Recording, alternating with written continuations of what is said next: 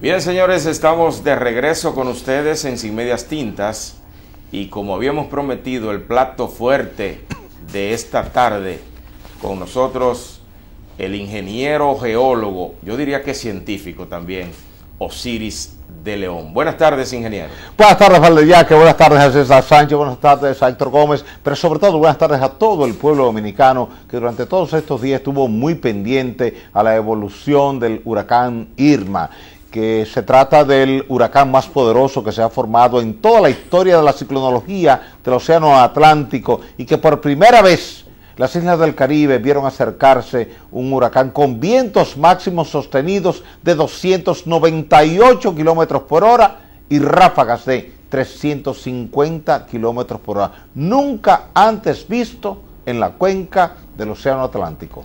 Ingeniero, buenas tardes. Mire, se han presentado inundaciones, si se quiere, inusitadas en China, en Houston, en Sudamérica.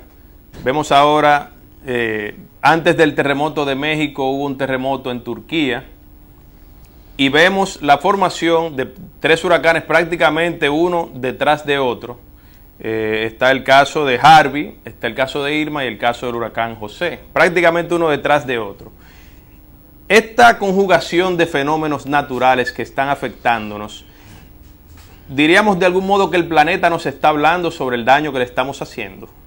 En cierto modo sí, aunque la parte del terremoto no, pero la parte de los huracanes sí. Mira, el hecho de que tú hayas tenido el huracán Harvey, que fue un huracán que se formó en las aguas del Océano Atlántico, pasó al sur de la República Dominicana como tormenta tropical, luego se degradó a depresión tropical, pero al cruzar la península de Yucatán y entrar al Golfo de México, se fortaleció y de golpe, en 3 horas, subió de tormenta tropical a huracán categoría 3. Normalmente las tormentas pues duran muchas horas como tormenta, cuando van entrando en aguas más cálidas entran a huracán categoría 1, después huracán categoría 2 y después huracán categoría 3, porque hay un amplio trecho entre vientos de tormenta y vientos de huracán categoría 3. Una tormenta no tiene vientos superiores a 119 kilómetros por hora porque cuando llega a 119 ya deja de ser tormenta y pasa a ser huracán categoría 1. Pero cuando tú hablas de un huracán categoría 3, tú estás hablando de vientos máximos sostenidos por encima de 178 kilómetros por hora y por debajo de 208 kilómetros por hora. El hecho de que tú pases de menos de 119 kilómetros por hora a más de 178 kilómetros por hora en apenas 3 horas te dice que la Tierra se está calentando, que pasó por una zona de intensa cantidad de vapor de agua y eso le llevó a fortalecerse. Pero cuando tú observas a Irma, una semana después te encuentras con la misma situación. Irma viene en el Océano Atlántico como tormenta tropical y en un boletín está en categoría de tormenta y en el siguiente boletín, 3 horas después, está en huracán categoría 3. En ambos casos, en el caso de Harvey primero y en el caso de Irma después, se presentó la misma situación. Pasaron de tormenta tropical a huracán categoría 3. Eso no es normal. Y aunque estemos en septiembre, que es el mes tradicional de huracanes fuertes en la región del Océano Atlántico, es la primera vez que yo en lo particular veo que en 2 semanas consecutivas 2 tormentas tropicales no pasan por la categoría 1, no pasan por la categoría 2 y van directo a categoría 3. Es como un niño que tú llevaste a la escuela y de 5º curso de repente te lo subieron a 1º de bachillerato y tú dices, no había visto semejante cosa. Eso te dice que el mar está mucho más caliente de lo normal, fruto del cambio climático y que las temperaturas en el océano están permitiendo mucho vapor de agua que fortalece en 2 horas, en 3 horas, un fenómeno meteorológico y le hace saltar varios niveles en la categoría Saffir-Simpson. Ingeniero, nos gustaría saber primero cómo se determina la categoría de un huracán, porque es importante que los dominicanos manejemos eso. Además, ingeniero, si está la República Dominicana bajo amenaza de terremoto. Mira, la República Dominicana siempre ha estado bajo amenaza de terremotos desde antes de que el ser humano existiera aquí, porque estamos en la zona de contacto entre la placa tectónica de Norteamérica y la placa del Caribe. De ahí que cuando tú pasas el registro al historial ciclonológico de nuestra isla, te vas a encontrar que desde 1562 hasta el año 2010 hemos tenido 7 devastadores terremotos. La Vega fue destruida por un terremoto, Santiago fue destruida por un terremoto, La Isabela fue destruida por un terremoto, Puerto Príncipe ha sido destruida por terremoto, Azua ha sido destruida por terremoto, Matanzas fue destruida por un maremoto a consecuencia de un terremoto en el año 1946. Ahora bien, ¿cómo se determina si un fenómeno convectivo es depresión tropical, es tormenta tropical, es huracán categoría 1, 2, 3, 4, 5? Pues sencillo, ¿vale? Ya, que mira, hay una escala que se llama Saffir-Simpson. ¿Qué te dice?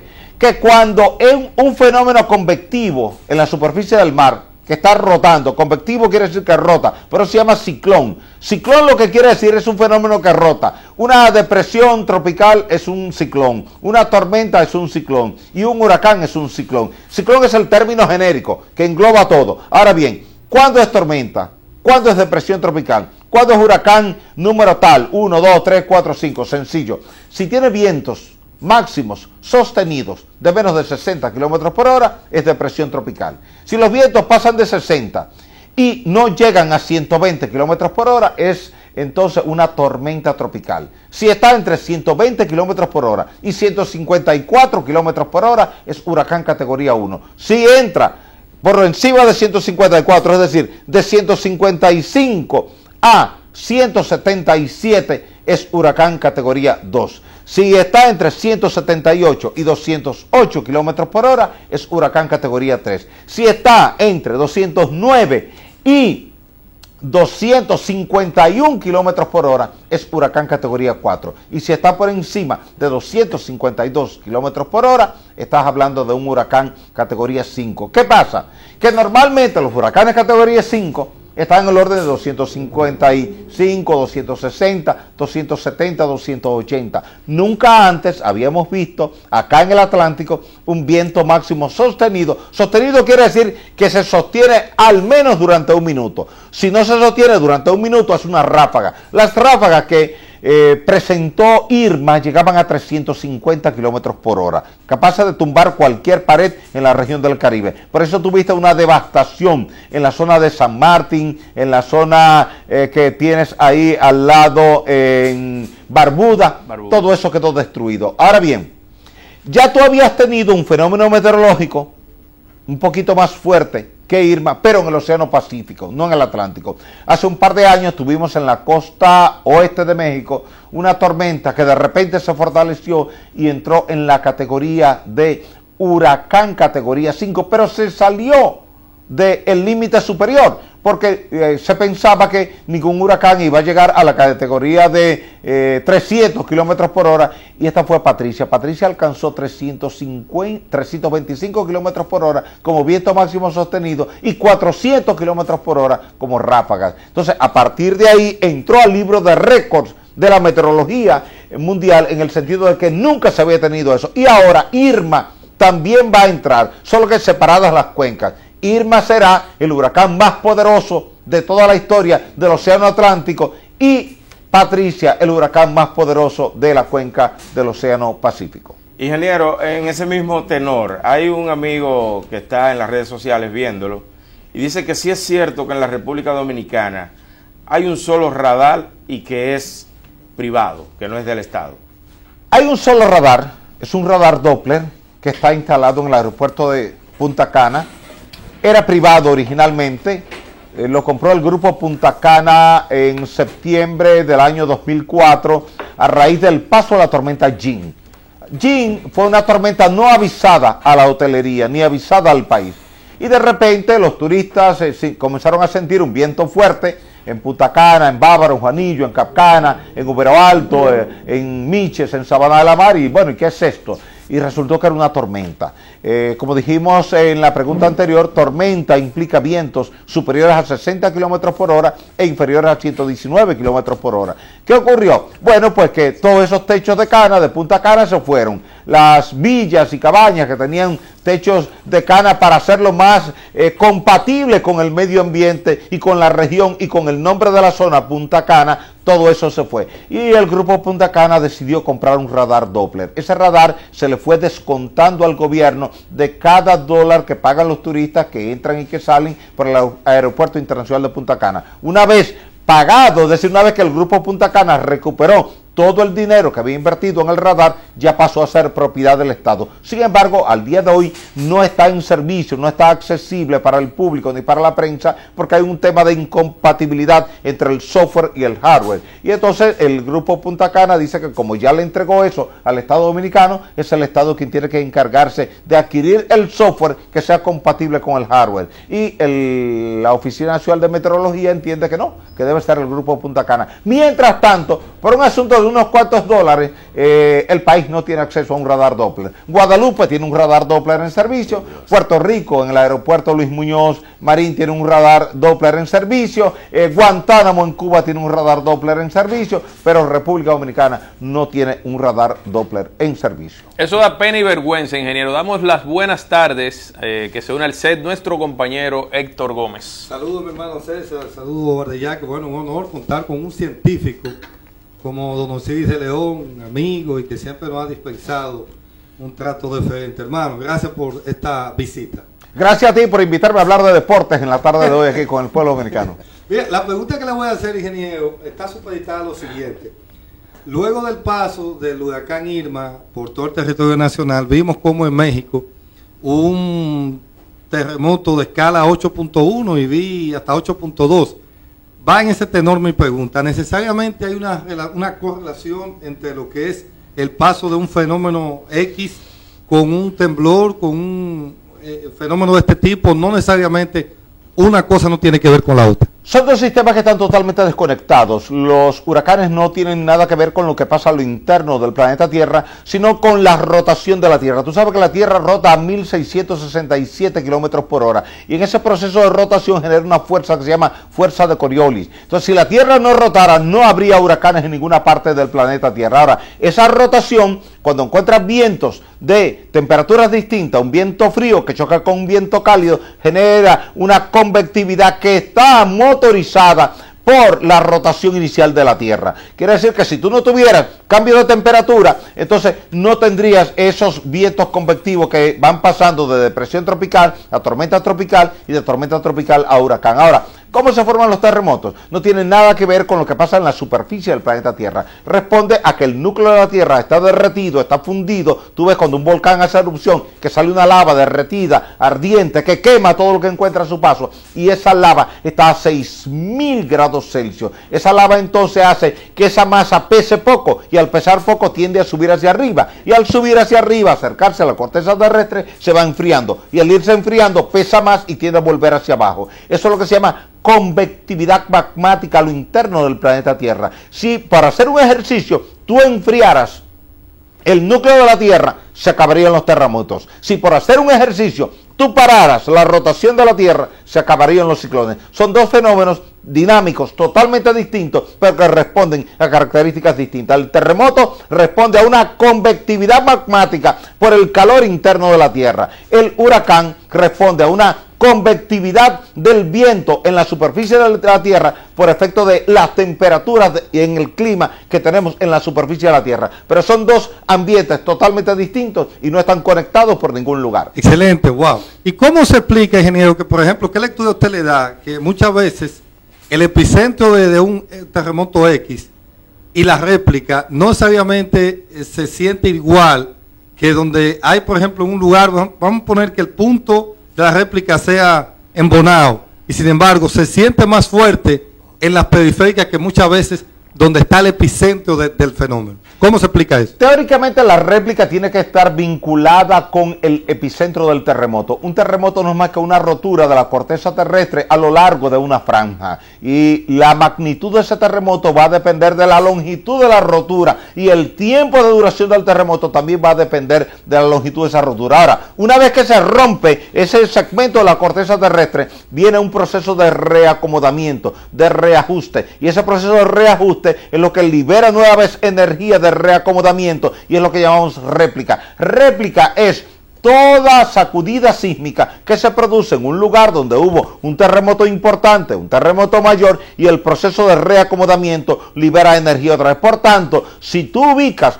todos los epicentros de todas las réplicas después de un terremoto mayor, vas a ver que hay coincidencia regional. Ahora, esa reacomodación puede variar unos metros más, unos metros menos, más al este, más al oeste, pero siempre dentro de un entorno. Lo que quiere decir que no es más que una consecuencia directa del fenómeno principal. Por ejemplo, en la República Dominicana, cuando el terremoto del 4 de agosto del año 1946 en la zona de Nagua, que era domingo a la 1 de la tarde, posteriormente se generó una réplica de magnitud 7.6. Lo que quiere decir que si tú lo separas, el terremoto principal, que fue de magnitud 8.1, y la réplica, que fue de 7.6, tú puedes decir perfectamente que fueron dos terremotos. Pero en realidad era un terremoto que, por ser grande, 8.1, en el proceso de reacomodamiento de la placa tectónica, liberó tanta energía casi como la sacudida principal, pero siempre de menor magnitud. Todas las réplicas sísmicas son de magnitud inferior al sismo principal. Ingeniero, su valoración sobre el trabajo del COE ante el paso del huracán Irma y también su valoración sobre el comportamiento que exhibió la ciudadanía ante el llamado que se hizo en ocasiones de abandonar las zonas vulnerables, la forma en que las personas se abastecieron de alimentos. Su valoración sobre estos dos casos, el trabajo del COE y sobre la forma en que se comportó la ciudadanía ante el trabajo de estas instituciones. Un viejo refrán del refranero nacional te dice que se aprende tropezando. Aquí en República Dominicana tropezamos con el huracán David, tropezamos con el huracán George, tropezamos con la tormenta Jean. Tú me preguntabas ahorita del tema del radar Doppler. Ese radar Doppler se compró por un tropiezo, porque ni el COE, ni la Defensa Civil, ni Meteorología, ni nadie le avisaron al país que venía la tormenta Jean. Y de repente la tormenta llegó sin haber avisado, como una visita que llega a tu casa sin haberte avisado previamente y te encuentra en pantalones cortos y en chancleta. Así estaba el polo turístico de Punta Cana, sin aviso. Eso fue un tropiezo en materia de meteorología y en materia de prevención y mitigación de desastres. Pero después llegó el 28 de octubre del año 2007 la tormenta Noel. Si tú consultas la prensa, el día 27 no te hablaba de una tormenta, ni el día 26 te hablaba de una tormenta, ni los organismos le habían avisado al país, ni había un operativo. Cada institución estaba por su lado, haciendo sus tareas habituales, pero nadie aquí estaba preparado. De repente, la península sur de Barahona estaba arropada por la tormenta Noel, cruzó para Neiva, cruzó para San José de Ocoa, cruzó para Maimón, cruzó para Cotuí, se inundó todo en la zona de Cotuí y Maimón porque creció la presa de Atillo y fue un desastre mayor. De hecho, una pequeña comunidad cerca de Villa Altagracia fue arropada por uno de los arroyos afluentes del río Jaina y nadie sobrevivió en esa comunidad. Y eso fue un tropiezo. Pero después vino la tormenta Olga, 11 de diciembre del año 2007. Y yo estaba en la cabina de la Z101 cuando venía la tormenta. Y me preguntaron qué iba a pasar. Y dije claramente desde el mediodía, a medianoche esta tormenta va a descargar mucha lluvia sobre las cuencas de los ríos Yaque del Norte, Bao y Jimenoa. Toda esa agua va a entrar al complejo Tavera-Bao. Ese complejo en este momento está en la cota 325. Su cota máxima operacional es 327.50. Nunca, cuando hay un fenómeno meteorológico en el país, la presa de Tavera debe estar por encima de la cota 320. Hay 5 metros por encima de lo que debía ser. Lo que debemos hacer en este momento es evacuar la gente, comenzar a abrir las compuertas, para evitar a medianoche tener que abrir las compuertas simultáneamente. Cada compuerta de Tavera vierte 1000 metros cúbicos por segundo. Con la gente con eso durmiendo, vamos a inundar a Santiago y vamos a ahogar a la gente. Y las autoridades llamaron a la Z para decir que no, que todo estaba normal, que no había nada que preocuparse, y eso costó 300 vidas en Santiago. A partir de ahí se ha ido aprendiendo que los organismos como el COE, como Meteorología, como la Defensa Civil, están para hablar de manera anticipada al fenómeno, para alertar y proteger a la población. Y la población también aprendió que tiene que estar alerta a los boletines y a las recomendaciones, tanto de ellos como de los especialistas que saben del tema. Y en este caso de Irma quedó demostrado que ellos, las autoridades, escucharon a los que saben y además la población también escuchó a los que saben. Ingeniero, no es una irresponsabilidad del gobierno o de los gobiernos construir, por ejemplo, apartamentos en zonas vulnerables, como es el caso de la Mesopotamia en San Juan, donde vimos que en el año 98 el agua subió hasta la segunda planta de los edificios, donde mucha gente perdió la vida. ¿Por qué los gobiernos dominicanos, a sabiendas de las amenazas que tenemos de huracanes, construyen en zonas vulnerables?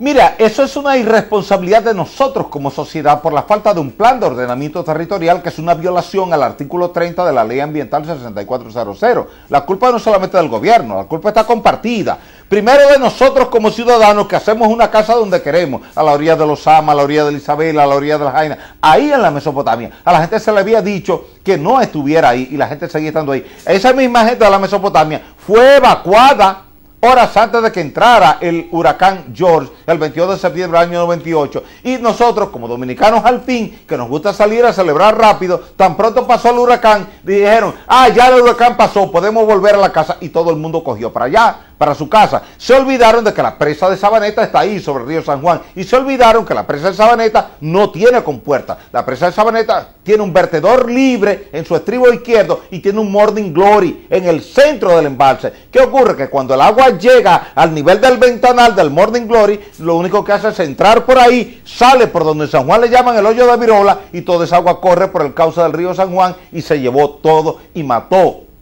185 personas ahí. Las culpas son compartidas. El gobierno de ese momento tiene una parte de la culpa, la comunidad tiene una parte de la culpa, las autoridades municipales y provinciales también tienen una parte de la culpa. Todos tenemos una culpa, con el agravante de que después que pasó la experiencia de la Mesopotamia, volvimos a construir. Si aquí hubiesen autoridades que hicieran cumplir la ley, lo único que habría ahí sería un tractor tumbando toda la casa que alguien intenta construir en un lugar no habitable, porque por definición hidrológica el ser humano no debe ocupar nunca el espacio que le corresponde a una corriente fluvial. Excelente. Ingeniero, ¿qué de especial tiene la zona, el suelo de la zona colonial? Lo he escuchado en otras oportunidades hablar de las características propias que tiene, que uno ve como con cientos de años de edificado, eso permanece tal cual en el momento que se edificó, para que usted comparta su experiencia y nos edifique en ese sentido. ¿Qué de especial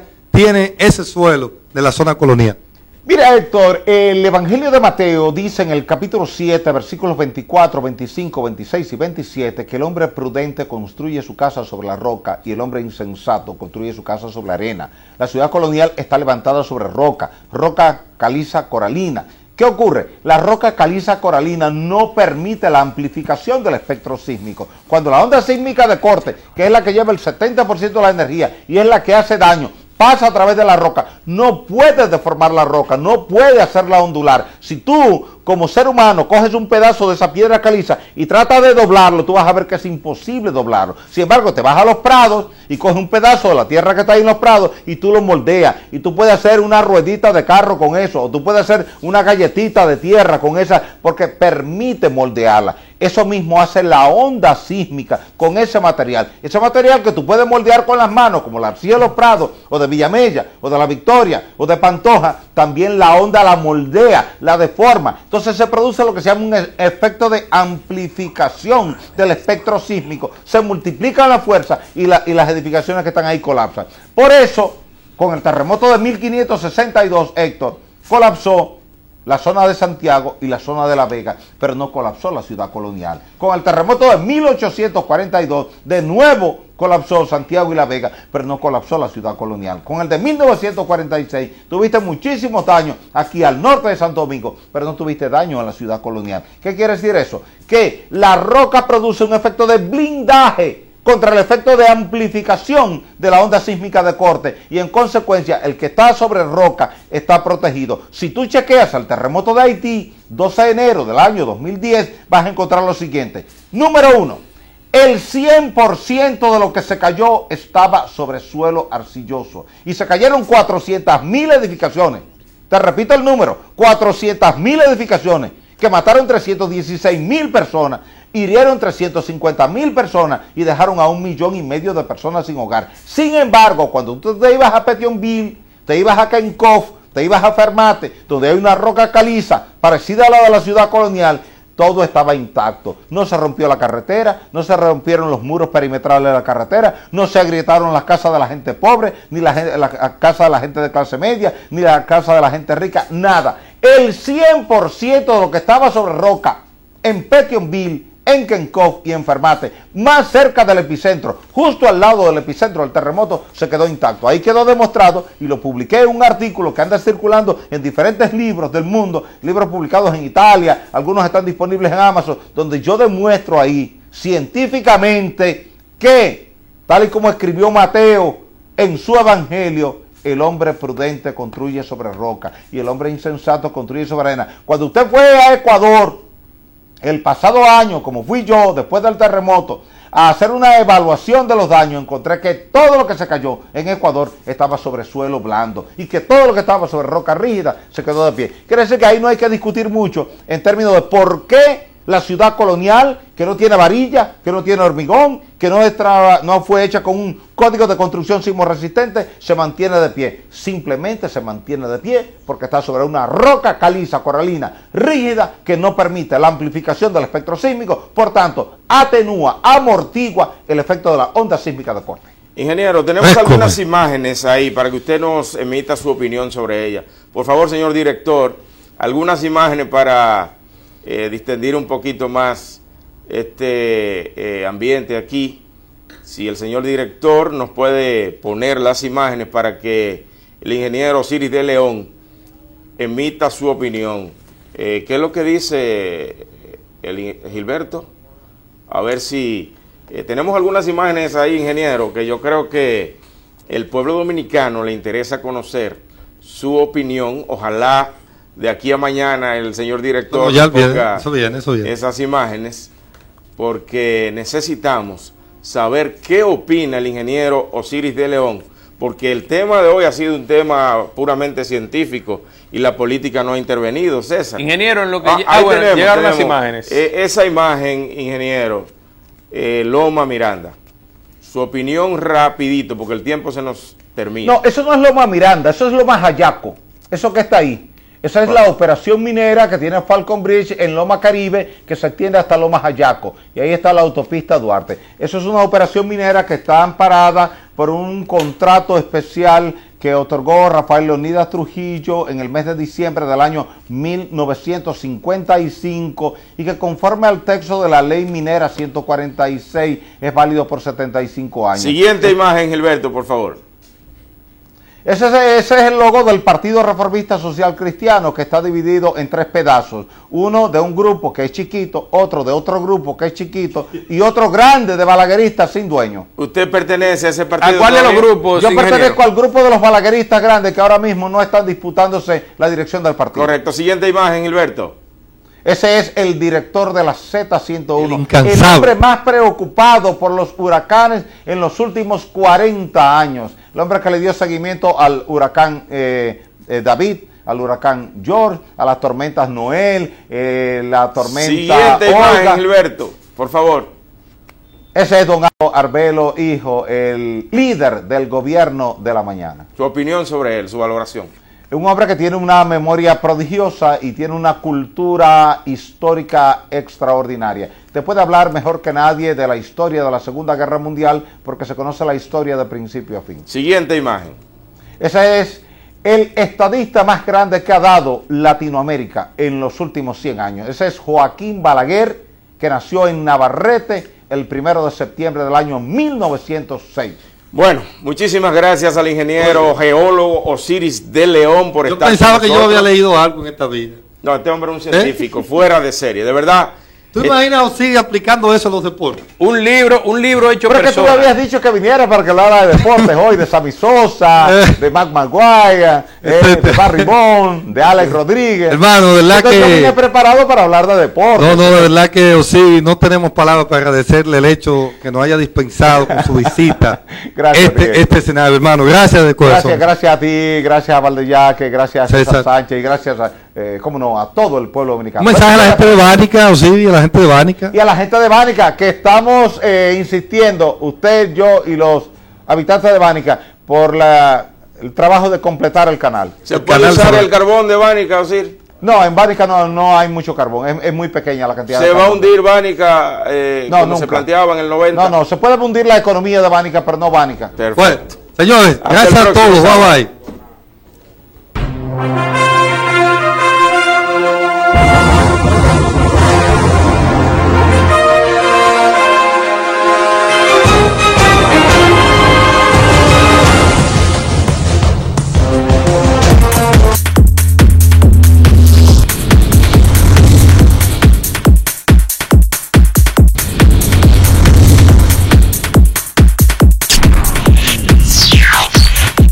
por Visión, Canal 35, un canal para todos los